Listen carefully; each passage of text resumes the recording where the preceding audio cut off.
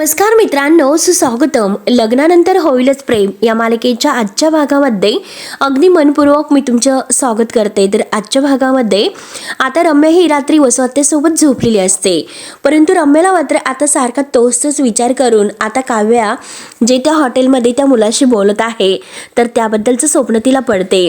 आता मात्र काव्या त्या स्वप्नामध्ये म्हणत असते की आपल्या अफेअरबद्दल अजूनपर्यंत कुणाला काही कळणार नाही आणि आपलं आता इथून पुढे सुद्धा अफेअरबद्दल कुणाला काहीच कळणार नाही, त्यामुळे आपलं अफेअर आहे तर ते असंच चालू राहील. आता रम्या ही अगदी झोपेत मोठ्याने ओरडत असते की नाही, मी मात्र तुमचं हे अफेअर सगळ्यांना सांगणार आहे. तुला काय वाटलं की मी आता कसं हे काय करते, म्हणून आता ती अगदी मोठमोठ्याने ओरडत असते. आणि तेवढ्यात आता वसुआत्याला जाग येते. आता वसुआत्या म्हणते की काय ग रम्या, काय झाले, तू काय बडबड करतेस? रम्या म्हणते की अगं आई, स्वप्न पडलं होतं. आता रम्या ही तिकडे बडबड करत असते की तो मुलगा मी बघितला होता, तो तिकडे होता. आता वसुआत्या विचारते की अगं कोण मुलगा, कोणत्या मुलाबद्दल बोलते तू? रम्या म्हणते की अगं मी स्वप्नात पाहिला होता. आता वसुआत्या विचारते की तू पार्थबद्दल काही पाहिलं होतं का स्वप्नात? त्यावर आता रम्या म्हणते की नाही, तो मुलगा त्या काव्याचा बॉयफ्रेंड आणि मला त्याचा चेहरा अगदी बघायचा आहे, परंतु मला स्वप्नात त्याचा चेहरा नाही दिसला. माझ्या डोक्यात मात्र फक्त आणि फक्त काव्या आणि तिच्या त्या बॉयफ्रेंड बद्दलच विचार सुरू आहेत. दिवस रात्र मला तेच दिसतात. आता वसुआत्या म्हणते की का अगं, कशाला तू दिवस रात्र त्यांचा विचार करतेस? अशाने मात्र तुझ्या तब्येतीत अगदी बिघाड होईल. अगं तुला माहिती आहे का, मेंटली तुला अगदी पेस येईल. त्यावर त्या रम्या ही ओरडते की असून दे, आणि माझ्या पार्थला मला मिळवायचं आहे तर मला असं शांत बसून नाही चालणार, काहीतरी प्रयत्न मला करायलाच पाहिजे. म्हणून अगदी वेड्यासारखं ती रम्या बडबड करत असते. वसुआत्या तिला अगदी समजावून सांगते की अगं रम्या, तू काय करतेस? परंतु रम्या मात्र काही न ऐकून घेता आपला मोबाईल पाहते. आता मात्र ती फोन करत असते तर वसुआत्या विचारते की अगं इतक्या रात्री तू कुणाला फोन करतेस? रम्या म्हणते की अगं तुला माहिती नाही का, मी बोलले होते ना माझ्या मैत्रिणीचा तो भाऊ हॅकर आहे. त्याला विचारते की आपल्याला नक्की काहीतरी कळेल. आता लगेच वसुआत्या तिच्या हातातील मोबाईल हिसकावून घेते आणि म्हणते की अगं रात्रीचे 1 वाजले, आता इतक्या रात्री कोणी कुणाला फोन करतात का? त्यावर तर रम्या खूप जोरात ओरडते की आई फोन दे म्हणून. रम्या आता अगदी जोरातच ओरडत असते. अगं आई, तुला कळते का तू काय करतेस? अगं काव्या आणि पार्थ या दोघांचं लग्न मोडण्याची संधी आपल्या हातात आलेली आहे आणि ती संधी आपल्याला अशी गमवायची का? आणि आई, आपल्यासाठी हा गोल्डन चान्स आहे, त्यामुळे मला ह्या संधीचा फायदा करून घ्यायचा आहे. मला ह्या संधीचं सोनं करायचं आहे आणि त्या दोघांचं लग्न मला मोडायचं आहे. आणि हे बघ आई, तुला कळते का, आपण जर काहीच केले नाही तर मात्र माझा पार्थ कायमच्या माझ्या हातातून निष्ठून जाईल ग. म्हणून रम्या आता रडत असते. आणि आई, अगं मी खरंच खूप स्वप्न बघितली त्याच्याबरोबर सुखी संसार करण्याची, ते स्वप्न माझं पूर्ण होणार नाही. आणि आई, अगं त्याच्या नावाचं मंगळसूत्र माझ्या गळ्यामध्ये सुद्धा नसणार नाही. म्हणून आता रम्याला खूप टेन्शन येते आणि आता ती वसुआत्याला सुद्धा हे सर्व सांगून आणखीन टेन्शन तिचं वाढवते. तेव्हा आता वसुआत्या तिला समजावते की हे बघ रम्या बाळा, अगं ऐक, असं काही होणार नाही, तू उगाच आता इतकं टेन्शन घेऊ नको, अगं विश्वास ठेव माझ्यावर. म्हणून वसुआत्या रम्याची ती अवस्था बघून रडत असते आणि रम्या सुद्धा खूप रडत असते. वसुआत्या रडत म्हणते की रम्या, अगं स्वतःला इतका त्रास करून घेऊ नकोस, तुझा हा त्रास मला नाही बघवत ग. हे बघ अगं, गुरुजींनी भाकीत तर केलेला आहे, मग अगदी तसेच होईल. आणि तू जे काही प्रयत्न करते तर ते मी सगळं काही बघते बाळा. ती मात्र त्या पार्थचा हात नक्की तुझ्या हातामध्ये देणार. आता मात्र रम्या आईचंही दिलासदायक बोलणं ऐकून अगदी थोडीशी हर्ट होते आणि आता रडत सुद्धा असते. त्यावर आता वसुआत्या तिला पुन्हा समजावते की अगं तू इतकं टेन्शन घेऊ नकोस, त्या काव्याचा बॉयफ्रेंड आहे ना, तो नक्की आपल्याला सापडेल. आता रडतच रम्या विचारते की आई, खरंच असं होईल का? आता वसुआत्या म्हणते की हो बाळा, तू शांत हो, सगळं काही अगदी तुझ्या मनासारखं होईल. म्हणून वसुआत्या तिला पाणी प्यायला देते आणि पाणी पी आणि व्यवस्थित झोप. आता तेव्हा आता रम्या पाणी वगैरे पिते आणि थोडीशी शांत होते. आता वसुआत्या तिचा त्रास अगदी वसुआत्याला सुद्धा सहन होत नसतो. त्यानंतर आता इकडे जीवा आणि नंदिनी, आता जीवा आता ऑफिसला जाण्याची तयारी करत असतो तर तो नंदिनीला म्हणतो की अगं लवकर कर जरा, कारण बाबांच्या अगदी अगोदर मला ऑफिसला जाऊन पूर्ण तयारी करायची आहे. त्यावर आता नंदिनी म्हणते की अहो ठीक आहे, इतकी कसली घाई तुम्हाला, सकाळी सकाळी मात्र खाऊन पिऊन मग मस्त ऑफिसला जायचं, एकदा की पोट हे तृप्त झाले तर डोकं कसं दिवसभर छान काम करतं. म्हणून आता नंदिनी त्याला आणखीनच एक इडली देते आणि हे बघा म्हणजे एक इडली खावीच लागेल. आता जीवा म्हणतो की नंदिनी, अगं काय करतेस, माझं पोट एकदम फुटेल. आता नंदिनी म्हणते की एका इडलीने काही फरक पडणार नाही। त्यावर आता जीवा हा नाश्ता करत असतो। नंदिनी त्याच्याशी गप्पा करत म्हणते की अहो आज मात्र मी डब्यामध्ये नारळाच्या दुधातील मात्र अगदी मस्त वालाची खिचडी दिलेली आहे, मस्त तूप टाकून खा आणि जरा बाकीच्यांना सुद्धा द्या। त्यावर आता हे ऐकून जीवा म्हणतो की अगं हे जे काही तू फ्रँडचे डबे देतेच ना, ऑफिसला मी काम करायला जातो की जेवायला हेच मला नाही कळत। आता नंदिनीला हसू येते आणि जीवा आता पुढे म्हणतो की अगं ऑफिसमध्ये असताना मात्र मला जेवायला सुद्धा वेळ मिळत नसतो, इतरांना ऑफर करणं ही तर दूरचीच गोष्ट आहे। आणि तेवढ्यात मात्र जीवा आता डिस्टर्ब होतो। तर आता नंदिनी त्याला विचारते की काय झाले। जीवा आता म्हणतो की काही नाही। तर नंदिनी विचारते की जीवा हे बघा तुम्हाला खोटं नाही बोलता येत। त्यावर आता जीवा म्हणतो की अगं तुला सगळंच कसं काही कळतं, इतकी कशी हुशार आहे बरं तू। तर आता नंदिनी विचारते की सांगता की नाही पटकन, ऑफिसमध्ये तर अगोदर तुम्ही खूप पॉप्युलर होतात। आता हे ऐकून जीवा म्हणतो की अगोदरचा जीवा खरंच खूप वेगळा होता, कारण तो जीवाच तसा वेगळा होता, त्याची गोष्टच वेगळी होती आणि तो तसाच होता। त्याच्या मनाचे दरवाजे मात्र सगळ्यांसाठी सतत उघडे असायचे। परंतु नंदिनी अगं आत्ताचा जीवा आहे तर तो खूप धास्तवलेला असतो, अगदी सहजपणे त्याला कुणावर विश्वास ठेवावा असं नाही खरंच वाटत। परवा मात्र आता जेव्हा आम्ही प्रिंट आउट घ्यायला मात्र प्रिंटर जवळ उभा होतो तर दोन कलिग्स मात्र त्यांनी त्यांच्या घरच्यांना कसं फसवलं याबाबतीत चर्चा करत होते। तेव्हा मात्र मला असं वाटलं की ते माझ्याबद्दलच बोलतात की काय, परंतु नंतर मला समजले ते तर मात्र अगदी त्या डिपार्टमेंट मधील कार्तिक बद्दल बोलत होते। त्यावर आता हे सगळं ऐकून नंदिनी म्हणते की हे बघा मी समजू शकते, परंतु आता तुमच्या मनातील हे सगळे निगेटिव्ह विचार आहे ना ते तुम्ही काढून टाका। आणि हे बघा तुम्ही जीवा आहात, आज मात्र जी लोक तुम्हाला नावं ठेवतात उद्या मात्र 30 लोक अभिमानाने तुम्हाला त्यांच्यात घेतील। आपण जर मदतीचा हात पुढे केला तर ते बरोबर मैत्रीचा हात मात्र पुढे करतील। त्यावर आता हे ऐकून जीवा विचारतो की खरंच असं होईल का। तर आता लगेच नंदिनी म्हणते की हो बघतच राहा की काय होते आणि हे बघा पटापट खा, तुमच्यासाठी आणखीनच आता इडल्या घेऊन येते। आता मात्र लगेच जीवा म्हणतो की ए हुशार बाई, अगं नको मला, अगं चकाचक बाई सगळ्या इडल्या तू माझ्यावर संपवणार आहे की काय। त्यानंतर आता इकडे विक्रम आपल्या रूम मध्ये फोनवर बोलत असतो। मानिनी आता तयार होत असते आणि रम्या तयार होऊन तेथे येते आणि विक्रमचा फोन होईपर्यंत उभी राहते। आता मात्र फोन झाल्यानंतर रम्या लगेच विक्रमला म्हणते हे बघा मामा, अरे जेव्हापासून मी ऑफिस जॉईन केलं तर तेव्हापासून मला कोणतीही अशी मोठी जबाबदारी दिली गेलेली नाही। डिझाईन आणि डेकोरमध्ये मला खरंच खूप चांगला एक्सपिरियन्स आहे, त्यामुळे मला हे प्रेझेंटेशन तू करून देशील का प्लीज। आता मानिनी मात्र तयार होता होता रम्याचं हे बोलणं ऐकते। त्यावर आता लगेच विक्रम म्हणतो की हे बघ रम्या, आपल्या ऑफिसच्या कामाविषयी आपण ऑफिसमध्ये बोलूयात का। त्यावर तर रम्या म्हणते की बरं ठीक आहे चालेल, आय होप म्हणजे तू स्वतः मला ऑफिसमध्ये बोलावशील आणि हे प्रेझेंटेशन देऊ देशील। तर विक्रम म्हणतो की हो नक्कीच, असे बोलून आता रम्या बाहेर निघून जाते। त्यावर आता विक्रम मानिनी म्हणतो की काय मानिनी आज काय नाश्त्यासाठी बनवलं।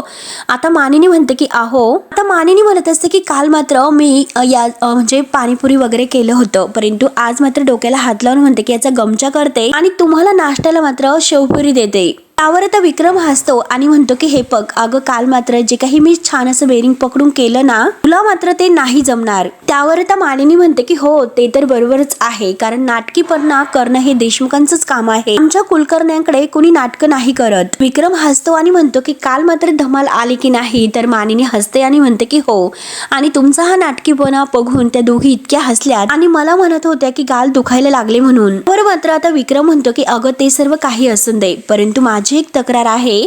मानिनी विचारते की काय कशाबद्दल। आता विक्रम म्हणतो की अगं हे सगळं झाल्यानंतर मी किती वेळ तुझी वाट पाहत होतो आणि त्यानंतर मात्र मी झोपून गेलो। त्यावर त्या मानिनी लाजते आणि म्हणते की काही असतं हो तुमचं, आणि तिकडे मात्र आवरावरी कोण करणार होतं। अहो हे बघा जर मी एकटी असते तर भरपूर वेळ मला लागला असता, आणि तुम्हाला माहिती आहे का आम्हाला कोणी मदत केली, म्हणजे मला काव्य आणि जीवाने मदत केली। आणि बघ ना अगं त्यांच्या जोडीदारांनी त्यांना ट्रिक दिलेल्या आहे, आणि बघ कुणी जर कुणासाठी काही केले त्या माणसाला सुद्धा अगदी आपल्या समोरच्या माणसाने आपल्यासाठी इतकं काही केलं तर त्या बदल्यात काहीतरी करावेसे वाटतेच ना। त्यावर आता मानिनी म्हणते की हो का, मग हे जे काही तुम्ही म्हणतात ना तर तोच विचार तुम्ही जीवाच्या बाबतीत करून बघा। त्यावर मात्र आता लगेच विक्रम विचारतो की म्हणजे काय।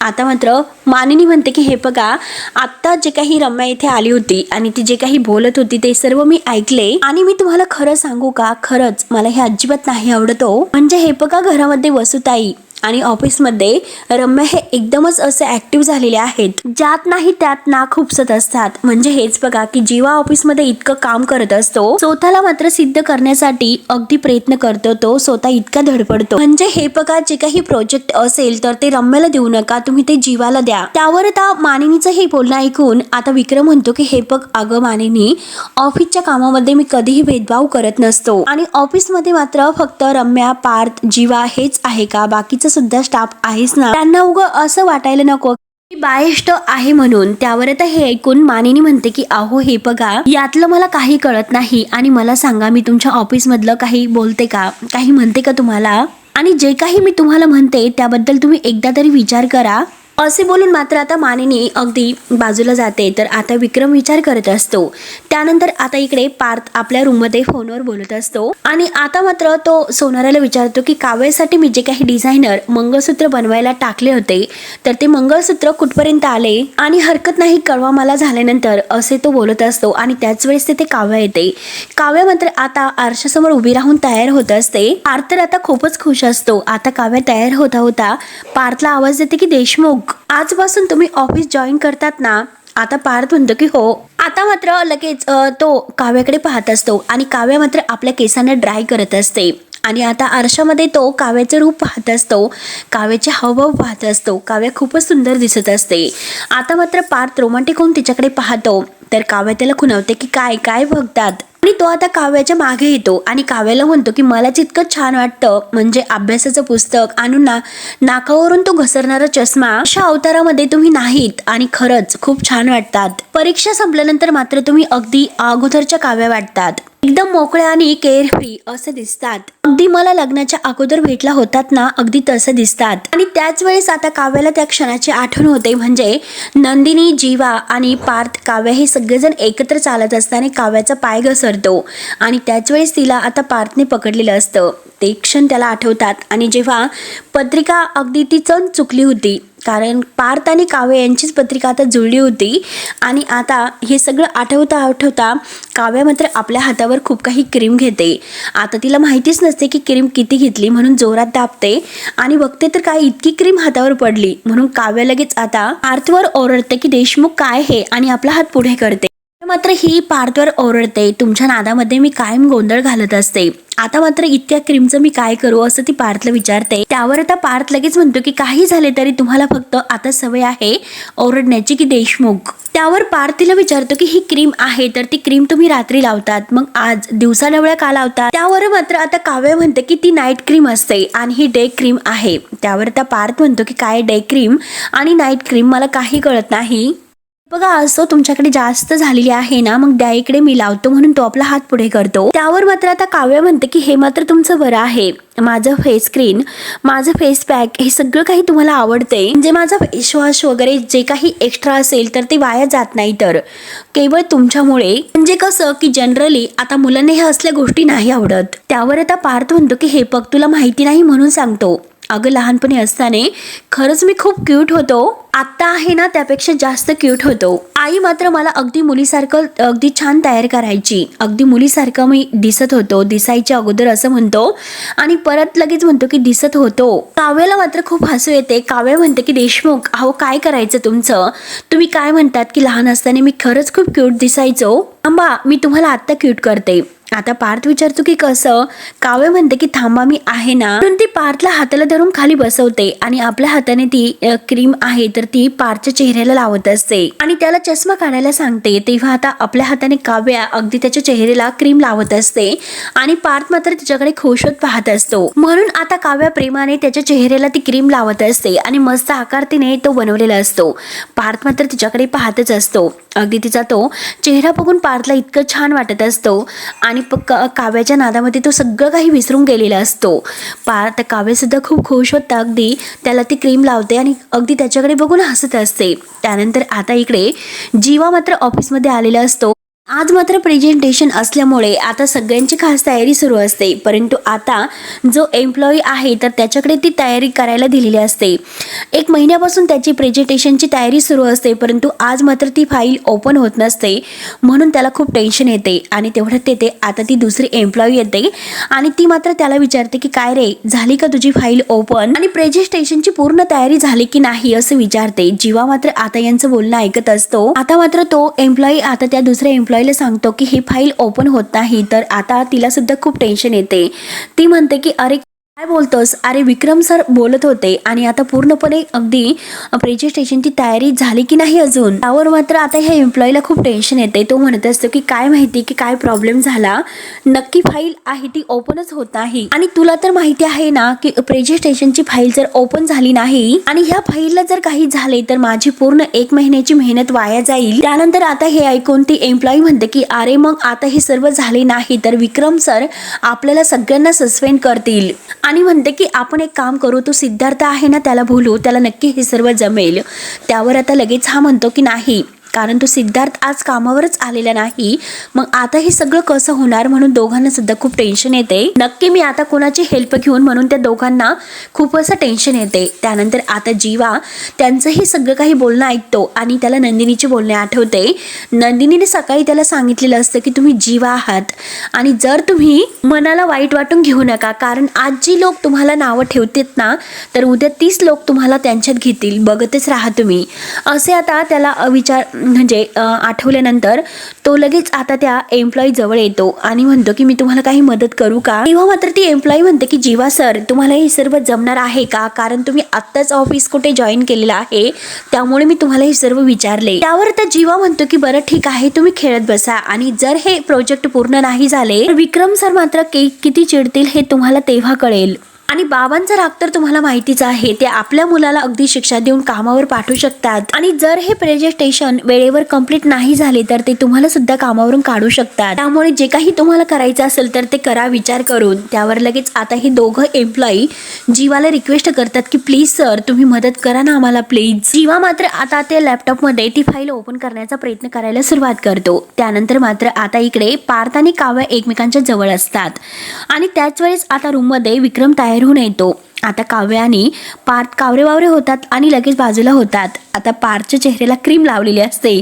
पार्थ लगेच आता आपला चेहरा अगदी तिकडे वळवतो. आता मात्र विक्रम त्याला विचारत असतो की अरे तू आजपासून ऑफिसला जॉईन होणार आहे ना. आता पार्थ लगेच चेहरा लपवतो आणि बाबा असे म्हणतो. तर काव्या म्हणते की हो बाबा, अहो आजपासून ते ऑफिसला जॉईन होणार आहे. तर विक्रम मात्र आता आरशामध्ये हा पार्थचा चेहरा पाहतो आणि अगदी जोरजोराने हसायला सुरुवात करतो. आता विक्रम इतका हसतो आणि काय हे असं विचारून म्हणतो की अरे पार्थ आज सुद्धा तू ऑफिसला येऊ नको, मी तुला सुट्टी वाढवून देतो. पार्थ मात्र अगदी पूर्ण कावराबावरा होतो आणि म्हणतो की नाही थोडीशी गंमत. आता विक्रम म्हणतो की अरे ही गंमत आहे का, म्हणजे माझ्यासारखं काही नवीन आहे का. आता हे ऐकल्यानंतर काव्य म्हणते की 1 मिनिट, म्हणजे बाबा तुम्हाला नक्की काय म्हणायचं. बघ अगं जेव्हा तू माहेरी गेली होती ना तेव्हा मात्र.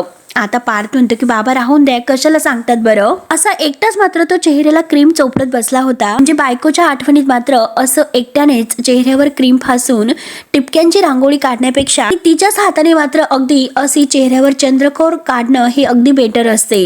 आता काव्य आणि पार्थला खूप हसू येते. आता दोघेही लाजतात. विक्रम म्हणतो की काय पार्थ आज ऑफिसला येतोय ना, मग येताना चेहरा उजळून निघेल अगदी छानपैकी. तर काव्याला सुद्धा खूप हसू येते. आता पार्थ मात्र खूप हसतो आणि विक्रम सुद्धा हसून त्या दोघांची गंमत करत आता बाहेर निघून जातो. आता विक्रम बाहेर गेल्यानंतर आता हे दोघे इतके हसतात. आता हसता हसता काव्या देशमुखला म्हणजे पार्थला म्हणते की देशमुख अहो मी तुमचं काय करू. आणि नाही बाद झाले, आता विक्रम काकांसमोर झाली तेवढी फजिती बास, आता तुम्ही बसा बरं. म्हणून ती पार्थच्या हाताला धरते आणि पुन्हा त्याला खुर्चीवर बसवते आणि चला मी तुमची क्रीम अगदी व्यवस्थित पुसून देते, म्हणजे कोणी ओळखणार नाही.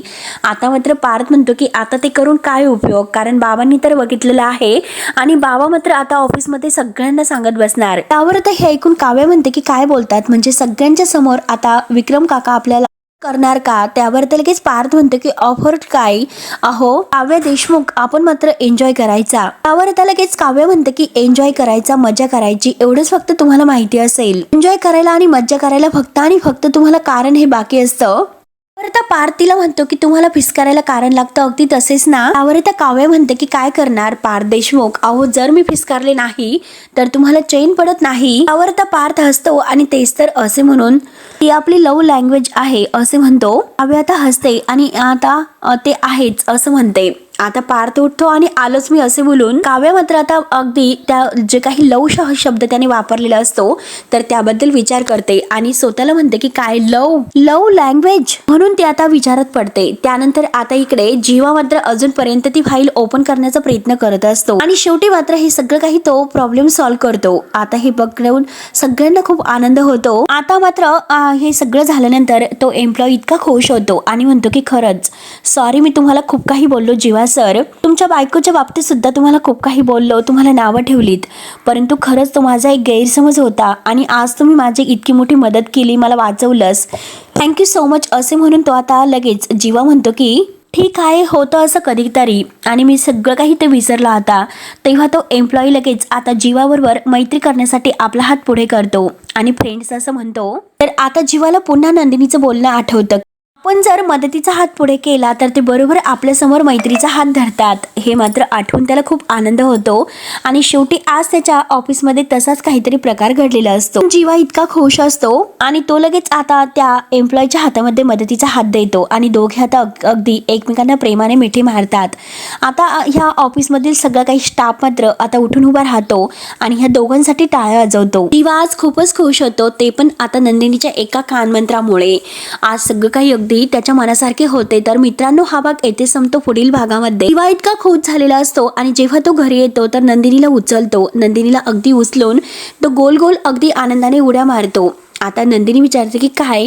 जीवा म्हणतो की आज मात्र मला आयुष्यात अगदी काहीतरी करण्याची संधी मिळाली आणि परत म्हणतो की पण मला जरा काही टेन्शन सुद्धा आलेलं आहे. तर नंदिनी मात्र ड्रॉवर मधून एक बॉल घेते आणि तो बॉल जीवाकडे फेकत म्हणते की हे बघा ह्या बॉल सारखं जे काही टेन्शन आहे तर ते या बॉल सोबत दूर फेका. जेव्हा आता काव्य ही रूम मध्ये येते तर काव्यासाठी पार्थने रूम मस्त डेकोरेशन केलेली असते आणि अगदी पॉपकॉर्न सुद्धा आणलेलं असतं.